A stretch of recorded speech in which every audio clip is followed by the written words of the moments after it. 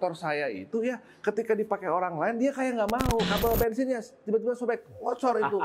Enggak juga, karena Allah kalau menurut saya itu mengaminkan semuanya, mau kita bikin jelek, mau bikin kita benar, pasti kita diaminkan. Ya kan, sesuatu yang membuat saya tertarik dari sebuah motor yang disebut dengan Harley Davidson pada saat itu. Saya hanya mencoba untuk bagaimana akhirnya menjadi kebanggaan anak-anak. Kita bukan siapa-siapa ya, tapi sudah seberapakah nilai manfaatmu bagi kehidupan, bagi dirimu sendiri, bagi keluargamu, bagi masyarakatmu, kan begitu.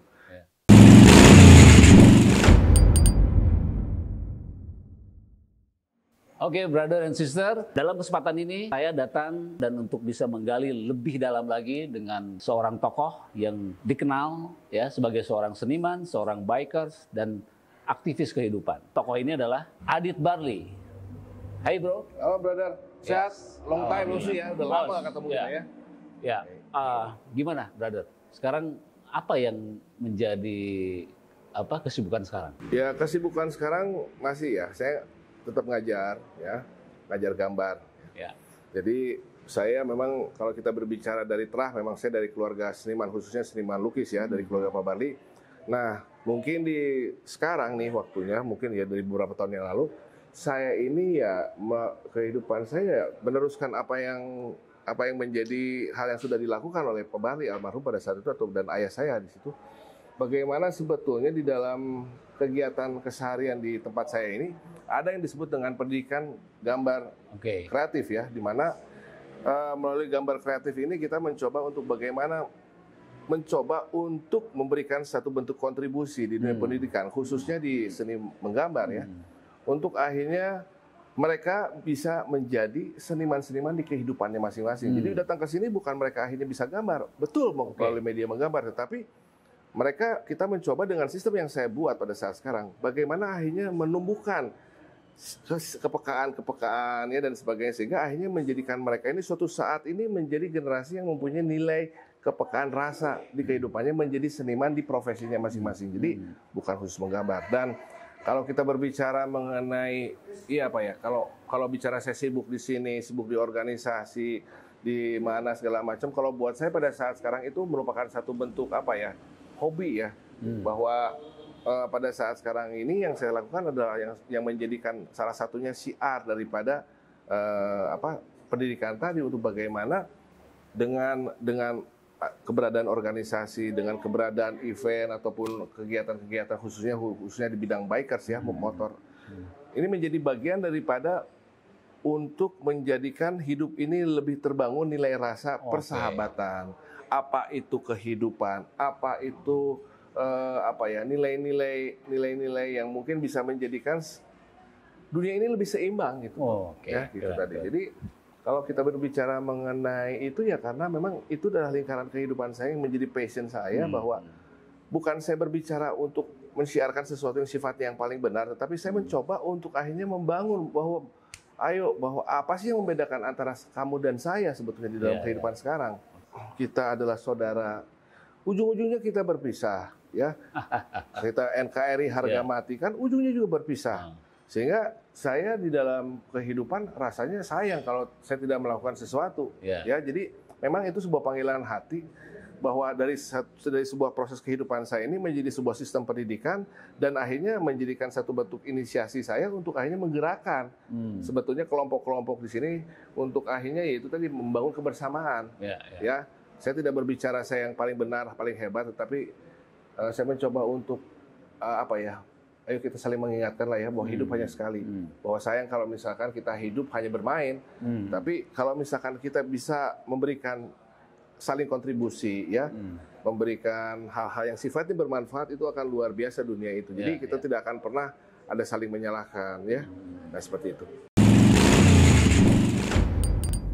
Tadi menarik ya, jadi backgroundnya kan secara DNA lah ya, maksudnya secara genetik, bahwa seorang Adit Barli itu lahir dari lingkungan kesenian, menggambar, yaitu dari sang kakek ya, Bapak Barli. Nah, kemudian bertumbuh remaja, kemudian besar, berkenalan juga dengan dunia motor.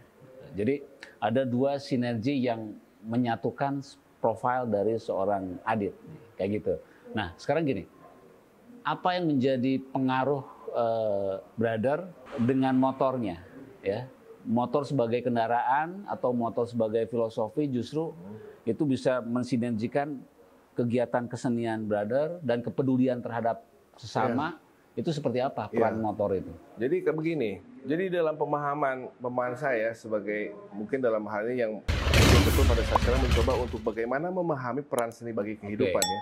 Sehingga akhirnya di situ ada sebuah pemahaman bahwa sebetulnya kalau misalkan kita berbicara motor ataupun apapun ya yang disebut dengan kendaraan, itu sebetulnya bukan hanya merupakan sebuah objek saja, tetapi bagaimana sebetulnya kita mencoba untuk menjadikan segala sesuatunya sinergi ya. Jadi menjadi bagian daripada perjuangan di dalam kehidupan. Nah, kalau kita berbicara mengenai motor tadi sebetulnya ya awalnya ya memang karena saya memang suka motor ya. Nah, kedua juga saya berangkat dari orang yang tidak punya apa-apa ya. Hidup juga pas-pasan ya. Bukan saya menyalahkan keadaan orang tua saya pada saat itu yang memang dengan keadaan yang seperti itu yang memang tidak memungkinkan saya untuk memiliki motor. Sampai pada saatnya saya punya motor, dari motor kecil. Terus bagaimana pada saat itu saya melihat ada sebuah ketertarikan atau sesuatu yang membuat saya tertarik dari sebuah motor yang disebut dengan Harley Davidson pada saat itu. Sehingga gimana caranya saya untuk mendapatkan motor tadi ya. Nah, ternyata memang proses yang panjang, ya tidak segampang itu. Bahwa ketika saya berbicara kenapa sih saya tuh punya uang, pada saat itu pernah punya uang, tapi kenapa sih nggak sempat saya beli? Ada aja sesuatu yang mungkin membelokkan niat untuk membeli motor besar tadi. Nah, ternyata pas dipikir-pikir begini, saya melihat motor saya dan pada saat itu motor saya mogok tuh. Pada saat itu masih motor bebek ya, masih motor kecil lah. Terus saya lihat kenapa. Terus ternyata saya lupa ganti oli, ya sampai ceket tuh. Saya bilang begini, oh mungkin ini sebetulnya salah satu kenapa saya sangat sulit untuk mencapai motor tadi. Padahal pas ada uang, kenapa nggak beli ya? Ada aja hal. Ternyata mungkin pada saat itu saya hanya menggunakan motor tadi hanya untuk sebuah kepentingan tertentu, ya kan? Sementara sebetulnya motor tadi pun berjasa untuk kehidupan saya dalam mencapai ataupun mewujudkan sesuatu. Kenapa nggak saya urus? Gimana saya mau ngurus yang besar? Ngurus yang kecil aja nggak bisa. Nah, disitulah akhirnya menjadi sesuatu pemahaman baru ketika kita mau mencapai sesuatu yang besar. Berarti yang kecil juga harus diurus. Dan ternyata luar biasa benar. Kejadian tidak lama dari situ ada sebuah kesempatan di mana saya memiliki uang. Saya beli Road King pada saat itu. Wah, luar biasa. Ya. Motor pertama Harley ya. Saya waktu itu ya apa ya? Saya waktu itu nggak paham ya tentang motor terlalu banyak pada saat itu, sampai saya pun pada saat itu punya motor kok velgnya seperti itu ya, seperti kayak gimana saya nggak tahu. Nah, saya olah terus sampai saya ajak bicara dan memang luar biasa, brother, bahwa ternyata memang kalau memang dia diperlakukan secara luar biasa, istimewa, itu baliknya luar biasa ke kita. Gitu. Berapa kali si motor itu menyelamatkan saya dalam kecelakaan, dalam apa. Saya bukan berbicara pada saat itu bahwa ini adalah sebuah pertolongan Allah. Enggak juga, karena Allah kalau menurut saya itu mengaminkan semuanya. Mau kita bikin jelek, mau bikin kita benar, pasti kita diaminkan. Ya kan? Tetapi yang saya rasakan pada saat itu yang anehnya kenapa motor saya itu ya ketika dipakai orang lain, dia kayak nggak mau. Ya kan? Tiba-tiba saya punya waktu itu sampai saya ganti tuh airless tuh ya kan. Saya masih spion itu zaman airless. Pertama kali ada F-hanger dulu. Copot. Ya kan masa dong kaca bisa copot ya. Tiba-tiba ada yang mau pinjam motor saya, kabel bensinnya tiba-tiba sobek, ngocor itu. Luar biasa, makanya di situ semakin yakin bahwa ternyata ketika kita memperlakukan dia itu betul-betul dia seperti memiliki nyawa dan menyelamatkan saya dalam keadaan. Tapi intinya begini, bahwa akhirnya saya merasakan bahwa dia adalah bagian dari kehidupan saya, sehingga ketika saya menjalankan motor tadi bukan hanya sekedar sebuah perjalanan, bahwa ketika saya riding ya itu bukan berarti saya harus cepat nyampe, tetapi saya betul-betul pada saat itu merasakan sebuah atau saya sangat menikmati perjalanan tadi. Sehingga pada saat perjalanan tadi saya banyak sekali bertemu dengan orang-orang, dengan kelompok masyarakat ya. Terus juga karakternya tuh berbeda. Terus ketika kita touring ke luar kota ya, kira-kira ada hal-hal yang sifatnya budaya apa yang sudah terjadi, sehingga itu akhirnya memberikan inspirasi. Sebuah sistem dalam pengajaran saya di sekolah. Jadi luar biasa. Sangat menarik, brother ya, brother and sister. Brother Adit ini menafsirkan motor menjadi sebuah spirit kehidupan. Nah, apa yang ingin dicapai lebih lanjut lagi kalau dengan spirit itu? Iya, jadi begini Kang. Sebetulnya ya dalam perjalanan tadi ya, saya itu kan kebayang dong kalau punya Harley ya. Kalau dulu merasakan kalau punya motor kecil ini, ya awal dari situ kan saya merasa bahwa kita harus menghargai. Sekarang apalagi kita pada saat sekarang kita punya Harley di rumah. Hampir setiap hari dong saya elus, ya kan. Jadi seperti kayak anak emas deh, ya kan. Sampai saya pun juga kalau malam-malam sering keluar hanya untuk kita bicara dengan motor. Betapa saya betul-betul melihat itu adalah sebuah mahakarya. Nah, tapi suatu saat saya ada melihat sesuatu di situ bahwa sebetulnya begini. Ketika kita menggunakan Harley tadi, sebetulnya apa sih sebetulnya yang mau kita capai sebetulnya dalam kehidupan? Kan kalau kita berbicara dulu pada saat saya itu punya motor kecil itu menjadi media saya untuk untuk bisa mencapai sesuatu apa yang dilakukan ataupun yang pada saat itu diperjuangkan. Nah, ketika punya Harley berarti harus lebih lagi dong. Karena kalau buat saya itu merupakan satu bentuk cerminan. Ketika saya melihat itu berarti harus juga dong ada sesuatu yang saya bisa hasilkan lebih dari itu untuk masyarakat, untuk orang lain. Nah, saya di situ melihat bahwa ketika saya angkat, karena saya pada saat itu melihat gitu ya, terus saya lihat mulai dari bannya, terus spakbornya, terus gripnya, terus begitu tankinya dan sebagainya. Wah, ini luar biasa saya bilang. Ada sesuatu yang indah saya bilang di situ. Dan saya melihat di situ, oh ternyata saya akhirnya bisa melihat sesuatu itu seperti roda. Roda ini sudah kemana aja sih? Berarti kan sebetulnya dengan adanya roda ini, kenapa rodanya dua?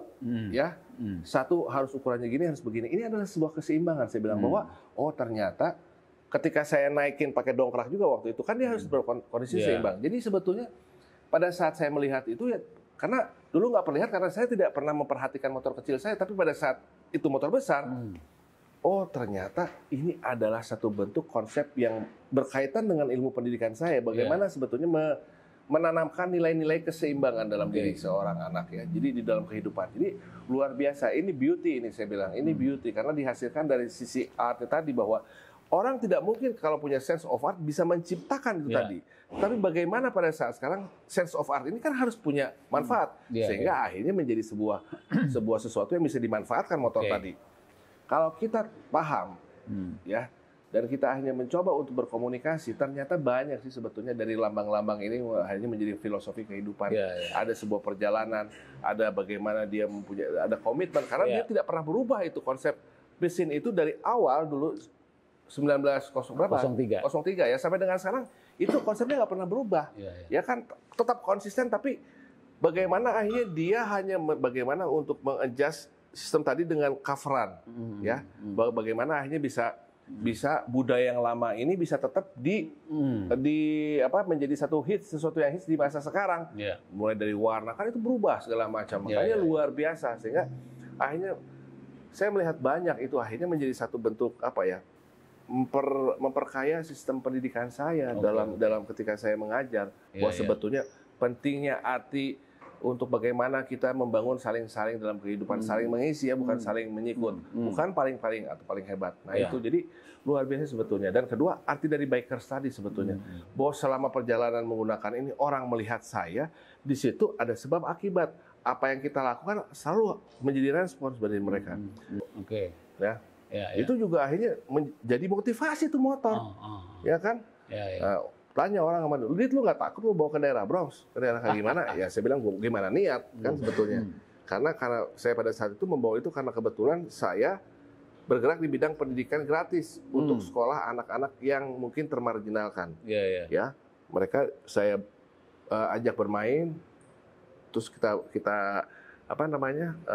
kita bangun motivasinya untuk akhirnya kamu punya harga diri dan kamu punya kemampuan. Gimana pun perjuangan itu akan menentukan kualitas takdirmu. Berjuanglah. Saya dulu orang nggak punya, tapi sekarang saya punya ini. Nah itu kan luar biasa ya. Nah itu tadi. Anatomi motor menjadi masing-masing punya nilai ya, value tersendiri yang jadi inspirasi brother untuk menjalankan misinya ya, mission. Nah, dalam beberapa bulan ini ada satu hashtag dari IG brother ya yang menarik. Nanti brother dan sister juga pasti akan memfollow juga nanti Adit Bogalakon ya itu. Jadi ada satu terminologi Bogalakon. Nah, itu yang bagi saya ini sangat menarik karena terminologi ini menjadi cerminan dari silabus pendidikan brother, kemudian spirit bermotornya, kayak gitu ya, yang gua kenal seperti itu ya. Nah, sejauh mana nih Bogalakon itu? Dan gua pengen tahu lebih dalam lagi tentang Bogalakon. Apakah itu memang tadi yang disampaikan brother? Atau mungkin di sini ada nilai-nilai lain atau mission lain dari gue sebutnya terminologi akhirnya kan, jadi peristilahan, idiom lah ya, Bogalakon. Nah itu seperti apa?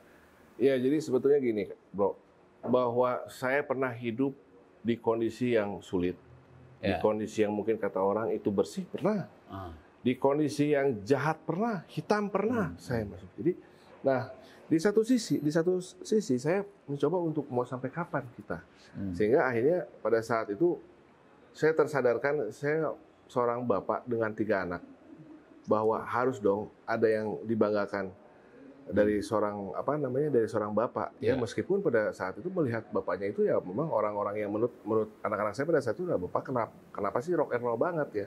Tapi kalau buat saya sebetulnya saya hanya mencoba untuk bagaimana akhirnya menjadi kebanggaan anak-anak. Kita bukan siapa-siapa ya, karena kan sudah menjadi budaya itu kalau bangga itu kalau bapak kita itu adalah bintang film atau misalkan bapak kita ini adalah pejabat ya kan itu stereotip. Tapi kalau misalkan bapak gua penjahat misalkan dia memang pada saat itu orang masih berpikirnya saya itu masih di konteks yang seperti itu ya gimana caranya dia bangga dengan bapaknya yang penjahat. Harus ada nilai yang satu, makanya saya bilang dari sebuah perjalanan sebetulnya yang akhirnya menjadi satu bentuk pemahaman saya tentang apa itu pentingnya pendidikan. Nah, kalau kita berbicara sebetulnya yang terjadi pada saat sekarang, itu kan karena kita selalu berbicara tentang cita-cita, bukan misi dari visi dari kehidupan, vision ya. Yang menjadi kompas itu nilai manfaat sebetulnya. Makanya kalau kita berbicara manfaat apa sih sebetulnya ketika kita memiliki itu. Jadi dan akhirnya membawa saya kepada satu titik yang disebut dengan kebahagiaan. Jadi saya bilang pada saat sekarang kenapa tadi pertanyaan seperti itu karena dia itu akhirnya mengenalkan saya mungkin sedikit dengan dinding bahagia. Apa itu bahagia? Bahwa keberadaan kita ini memang betul-betul ditunggu, keberadaan kita ini memang betul-betul diperlukan gitu ya, dan banyak yang sayang. Seperti itu. Nah, kalau Bogalakon itu sendiri sebenarnya akhirnya berkembang menjadi di dalam kehidupan kita semua orang punya lakon, punya peran ya. Ya, tapi kalau buat saya pada saat sekarang dengan kondisi-kondisi yang seperti kayak begini justru mengobarkan semangat saya untuk mengobarkan apa yang disebut dengan jiwa-jiwa Bogalakon. Jiwa Bogalakon itu apa? Yaitu tadi punya nilai manfaat. You punya lakon dalam kehidupan. Tapi sudah seberapakah nilai manfaatmu bagi kehidupan, bagi dirimu sendiri, bagi keluargamu, bagi masyarakatmu kan begitu.